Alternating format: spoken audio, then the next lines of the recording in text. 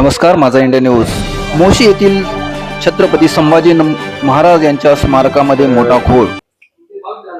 धर्मवीर छत्रपती संभाजी महाराज हे आपल्या सर्वांचंच आराध्य दैवत आहे. आज त्यांचा बलिदान दिवस आहे. मुळातच एवढी मोठी वास्तू या शहरात होणं हे निश्चितच अभिमानास्पद आहे, नवीन पिढीला प्रेरणादायी आहे.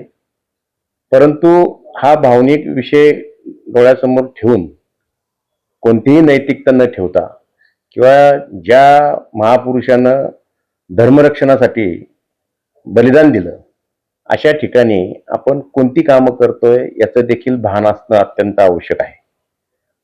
धनेश्वर नावाची कोणती कंपनी असते मला तर कधी कल्पनाही नाही ही कोणती कंपनी आहे. या सगळ्या परिस्थितीमध्ये त्यांचा कोणताही पूर्व अनुभव नाही. एवढ्या मोठ्या आपले मूर्तिकार या ठिकाणी त्यांचं नाव जगभर आहे. त्यांना ते एकत्रितरित्या निविदा प्रक्रिया सुरू केली पूर्वानुभव नसताना. त्यांच्यामुळे आता ते भारतात कुठेही काम करू शकतात. म्हणजे आणि मूळ अंदाजे रकमेच्या 5-10% अभाव जास्त दराने. आपला नियम काय आहे की 5-10% वरती गेलं तर फेर निविदा करायची. ह्या तर त्याला तर सगळं काळ फासलंच आहे त्या सगळ्या गोष्टीला. आणि विद्युतची एकत्रितरित्या निविदा प्रक्रिया वेगळी करायला पाहिजे. त्यांनी अगोदर एकत्रित केले, नंतर 13 कोटीचं वेगळी केले.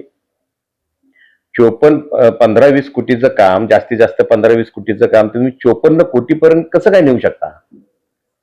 हे अभिप्रेत आहे काय त्या युगपुरुषाला? आणि अशा पद्धतीनं तुमच्याविषयी कोणीच चर्चा करत नाही, बोलत नाही. याचा अर्थ एकतर सर्वात महत्वाचं म्हणजे महानगरपालिकेची अवस्था या प्रशासनाने गेल्या 4 वर्षामध्ये फार धुवून खाल्लेली आहे. म्हणजे आता नवीन उत्पन्नाच्या मार्गातून जो उत्पन्न येईल त्यातून थोडीफार स्थापत्याची कामं करता येईल. अन्यथा 5028 कोटीचं जवळजवळ देणं लागतो आपण. आणि अशा परिस्थितीमध्ये तुम्ही अशा जर 20-20 15-15 कोटीचे वाढीव दराची जर निविदा प्राप्त करून घेत असेल तर ही डोळ्यात धुळफेक नाही, हे डोळ्यात डायरेक्ट म्हणजे तुमची फसवणूक आहे, सरळ फसवणूक आहे. आणि म्हणून आम्ही शिवसेना शिंदेगड आणि आम्ही स्वतः विश्वजित बारणे, उबाळे, सुलभाताई उबाळे असतील, आम्ही सर्वच आमचे नगरसेवक असतील आणि संदीप वाघेरे आणि सुलभाताई उबाळे यांनी स्थायी समितीमध्ये देखील आपली भूमिका स्पष्ट केली. त्यामुळे मला असं वाटतं की आमचा तो जो परिसर आहे अतिशय सुंदर व्हावं, पर्यटन स्थळ व्हावं, नवीन पिढीला प्रेरणादायी व्हावं. पण तुम्हाला चोऱ्या माऱ्या करून करायला नाही सांगितलं. आणि म्हणून ह्या सगळ्या परिस्थितीमध्ये तुम्ही अशा पद्धतीने काम करावं की तुम्हाला पिढ्यानपिढ्या लोक लक्षात ठेवतील. आज 20-30 कोटीचं तुम्ही अभाव काम करून तुम्ही काय साध्य करताय?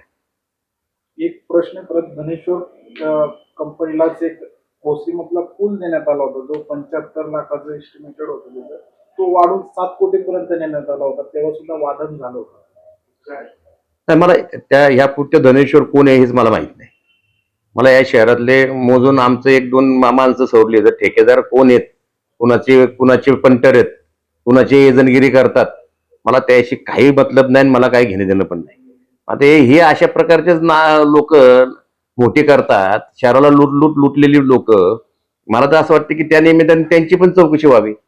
एकंदरीत आपण जर बघितलं तर पिंपरी चिंचवड शहरांमध्ये महानगरपालिकेचे छत्रपती शिवाजी महाराजांचा पिंपरी गावाचा पुतळा असेल किंवा चौकातला डॉक्टर बाबासाहेब आंबेडकरांचा पुतळा असेल, यांचे हे जे मूर्तिकार आहेत यांच्याकडून काय तुम्ही माहिती घेऊन संबंधित धनेश्वर ठेकेदाराला ब्लॉक लिस्टमध्ये टाकावे अशी निविदा काढणार? हे बघा, आमची भूमिका स्पष्ट आहे. आम्ही त्या कोण ठेकेदार त्या व्यक्तीच्या विरोधात नाही, त्या प्रवृत्तीच्या विरोधात आहे, त्या सिस्टीमच्या विरोधात आहे. माझा ह्या शहरात कोणत्याही राजकीय नेत्याशी वाद नाही ना. फक्त चुकीचा, मी आज विरोधी पक्षीय नेता म्हणून माझी एक बांधिलकी आहे नागरिकांच्या प्रती की मी चुकीची कामं जी आहेत ते होता कामा नये. आमच्या राष्ट्रवादी पक्षाची साधं ह्याच मंडळींनी एक मूर्ती घोटाळ्यासाठी आमची सत्ता गेली. तिथे मूर्ती घोटाळा होता 25 लाखाचा का 4.5 लाखाचा. पण 1 लाखाचा असून नाही तो विषय नाही. पण काही नसताना घोटाळा म्हणून सांगितलं. हा तर स्पष्ट आणि सरळ आणि डोळ्यासमोर आपल्या ही लूट आहे. हे तर तुम्हाला दिसतंय ना. तुम्ही म्हणालात जो घोटाळ्यामुळे सत्ता गेली, स्वर्गीय अजितदादांनी सुद्धा निवडणुकीच्या टायमिंगला तो उल्लेख केला होता आणि ज्यांनी केला होता तुमचे जे महापौर होते त्याच आता त्या पक्षात आहेत. आता आमचे अख्खे सगळेच आमचे लोक आहेत तिथंच, ते काय विषय नाही. सगळेच म्हणजे फार कोणता आमदार खासदार पासून सगळे राष्ट्रवादी अजितदादांनी तयार केलेले. तिथं सगळे अजितदादाचंच प्रोडक्ट आहे तिथं सगळं. विषय तो नाही. पण मुद्दा असा आहे की तुम्ही कुठेही राहा, कुठल्याही प्रत्येकाला स्वातंत्र्य आहे आपण कोणत्याही पक्षात जाण्याचं, तो त्यांचा वैयक्तिक विचार आहे.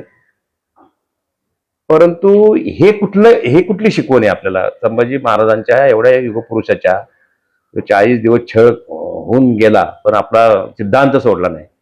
त्या ठिकाणी तुम्ही अशा पद्धतीने काम करणं शेवटी कुठंतरी एक चुकीचंच आहे. नाही 100% चुकीचं आहे. तर आमचा विरोध आहे. तुम्ही म्हणालात मूर्ती घोटाळ्यामुळेच सत्ता गेली होती, तेव्हा पिंपरी चिंचवडकरांनी त्यांना न्याय दिला, घोटाळा केला होता तो, सत्ता घालवली. आता हा एवढा मोठा घोटाळा आहे, हा कोट्यावधीचा घोटाळा आहे की पिंपरी चिंचवडकर याला न्याय देतील का, आवाज उठवतील का? नाही, तो मुद्दा असा आहे की हा फार जडतरचा प्रश्न आहे. आम्ही जनतेने निवडून दिलेलं आहे आम्हाला. मी ज्या पदावर बसलेलो आहे ते आमच्या सुनेत्रा वहिनी उपमुख्यमंत्री पार्थदादा असतील, सुनील तटकरे साहेब असतील. आजपर्यंत आपण ज्या खुर्चीवर बसलो त्या खुर्चीचं पावित्र्य टिकवणं, आमच्या पक्षाची जी प्रतिमा आहे ती सतत तेवत ठेवणं, उंचावत ठेवणं, हीच भूमिका त्या पाठीमागते. त्यामुळे चुकीच्या कामाला आम्ही जोरदारपणे विरोध करणार. पिंपरी चिंचवडचे जे आपले राष्ट्रवादीचे स्टँडिंग कमिटीचे सदस्य असतील, स्टँडिंग मध्ये विरोध करणार का? आणि जीबी मध्ये सुद्धा तुम्ही स्वतः हा मुद्दा उपस्थित करणार? केला की आता मुद्दा झाला की आम्ही उपस्थित केला आणि आमचे संदीप वगैरे स्टँडिंग कमिटी सदस्य बोलले की ते जाहीर ना प्रोसिडिंग आहे, ओपन बोलले. माझा इंडिया न्यूज, मोसी, पिंपरी चिंचवड.